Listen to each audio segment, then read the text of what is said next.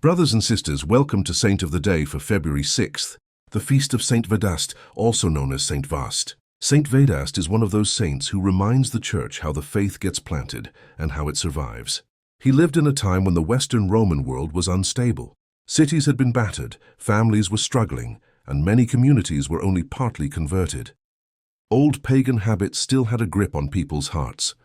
What the Church needed was a shepherd. Saint Vedast was a man formed in prayer and discipline, shaped by a quiet life near Toul before God called him into public mission. He is also linked with the conversion era of King Clovis, working under Saint Remigius, and that places him at a turning point in history. But Vedast's role was not political but pastoral.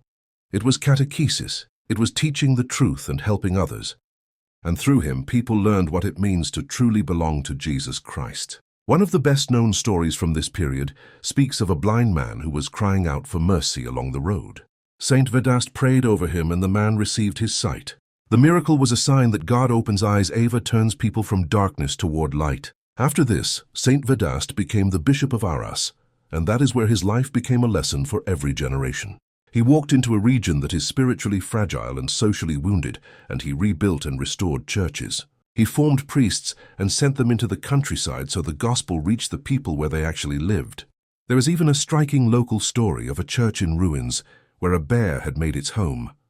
And Saint Vedast drove out the beast and reclaimed the church for God. Vedast shows us that when Christ moves in, what is wild and destructive cannot stay in charge. Saint Vedast carried the cross of perseverance. He kept preaching when people drifted back into old habits. He kept rebuilding when progress was slow. And he kept loving a wounded community until the faith took deeper root.